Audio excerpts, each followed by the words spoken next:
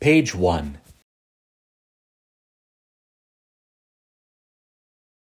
Here you identify yourself, your healthcare agent, and your secondary agent in case the primary is not available at the time a decision needs to be made. You don't have to choose a secondary agent. Please note that a more recent healthcare directive replaces all previous directives. And of course, please don't name an agent without talking to them about it. Remember, it's about the conversation. Page 2.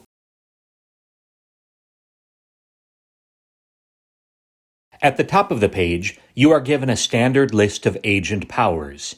If you agree to all of them, you don't have to do anything. If you want to limit one or more, simply do so in writing.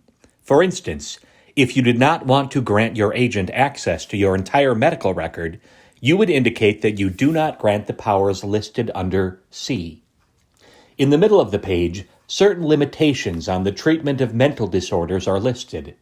These are according to Wisconsin state statute, and if you have any thoughts about how this affects your treatment, you are given space to comment on them, though again, you cannot grant your agent any direct powers. Finally, if you wish to add certain powers to your agent, you are given the chance to do so by initialing next to them. The second one, for instance, allows the agent authority to make decisions about long-term care facilities and nursing homes, something that you might want to consider if you are currently over the age of 55. On to page 3.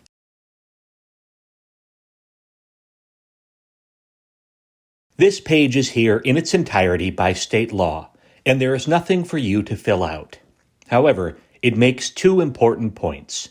First, it informs you that the rest of this document is advice to your healthcare agent. He or she can interpret your wishes according to his or her understanding of your best interests.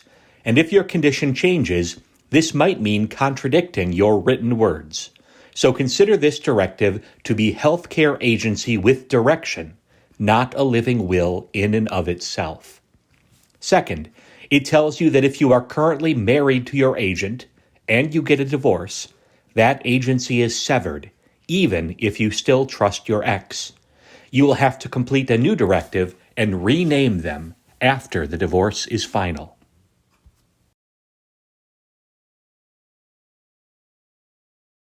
With that in mind, let's move on to page 4, where you are asked about some specific treatments.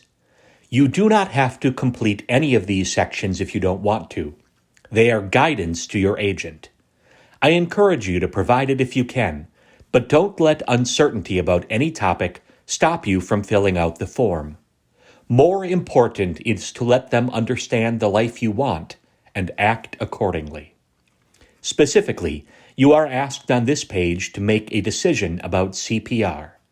You can indicate that you want CPR, that you want CPR unless your health becomes compromised enough to make it medically inappropriate, or that you want to be DNR or do not resuscitate.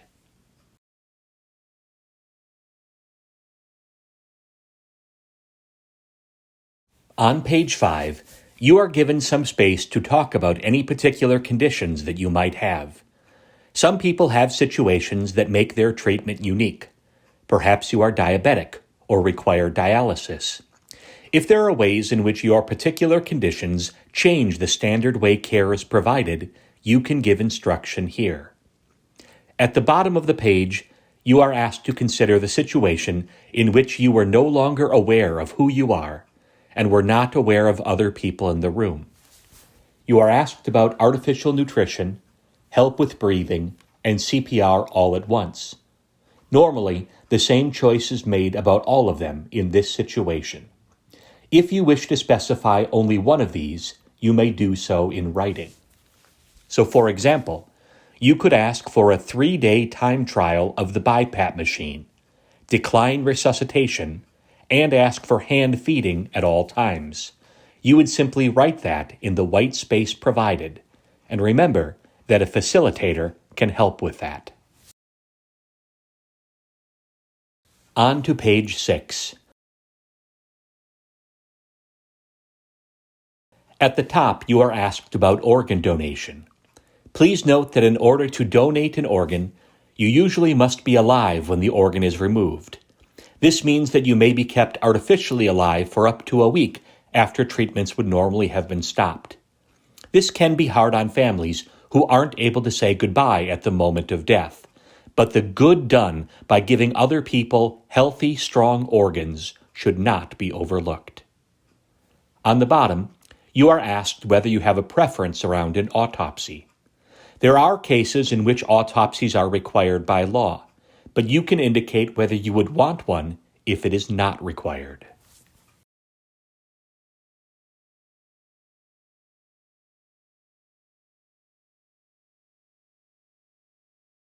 Page 7 is a place to think about whether you have a plan to preserve your independence and receive comfort at the end of life.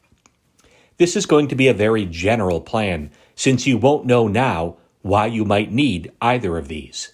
But it's an important topic of conversation. We are all better off thinking about things before we need them. The first is a matter of independence.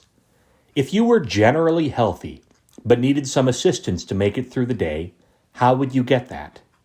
If you don't have a plan, the odds increase that you will wait until you need more acute help, such as hospitalization. Talking about this with your agent and family now can help later. In general, most people tell me that they have one of three plans. First, that their family will either come and help out or take them into their own home. If that's your plan, make sure that your family is okay with it and able to provide what you need.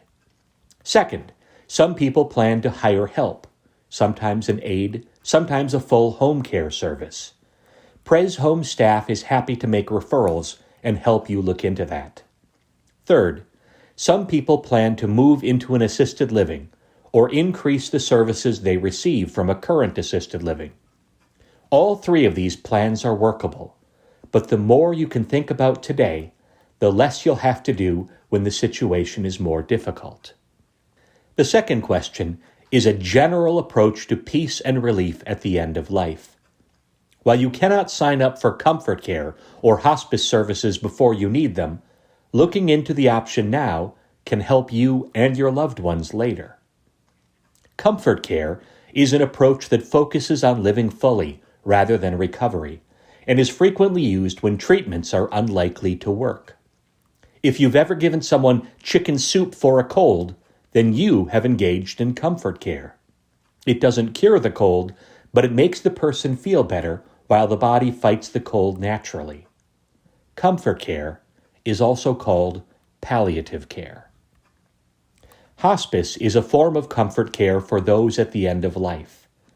The Medicare benefit allows hospice to be provided at no cost to the client, and the goal is to allow somebody to die at home, wherever home might be.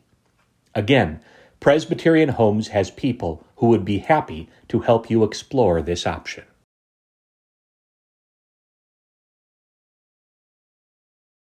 Page 8, the page that gives you the chance to reflect on some of the big questions, and one of the things that makes honoring choices different. To provide guidance to your loved ones about how they can best serve and remember you at the end. To have your spirituality recognized and respected. And as a person who performs a lot of funerals, please know how much it means to your loved ones if you give them something here. Very little makes a family happier than to be able to say that the funeral was exactly what you wanted, that it meant something to you that they were there. And just a reminder, all of these questions are optional. Don't let any one of them get in the way of completing the directive. Speaking of which, let's complete the directive. Page 9. Step 1, sign or ask somebody else to sign for you. Step 2, get 2 signatures. Make sure that your witnesses are 18 years old, not your intended agent, and that at least one of them does not provide care to you. Hopefully, you know at least one neighbor you can call on here. And now, page 10, the one that causes the most problems. Honoring choices is a fantastic healthcare directive, but it does no good if it's sitting in a stack of papers to be filed later. In fact, I have been with families who have discovered directives only after their parent has died and really wished they would have known that it existed. So give one to everybody who might need it. Family, friends, and neighbors, your agent and your secondary agent, your doctor and clinic, your hospital, your elder care center, your lawyer. Spend the money to make the photocopies and pass them out. Or, if you prefer, let your Presbyterian Homes facilitator do it on your behalf. And please remember to update your directive when your situation changes. Consider the 5 Ds. When you enter a new decade of life. When you experience a death that changes your attitude towards your own care. When there is a divorce or other change within the family. When you receive a new diagnosis.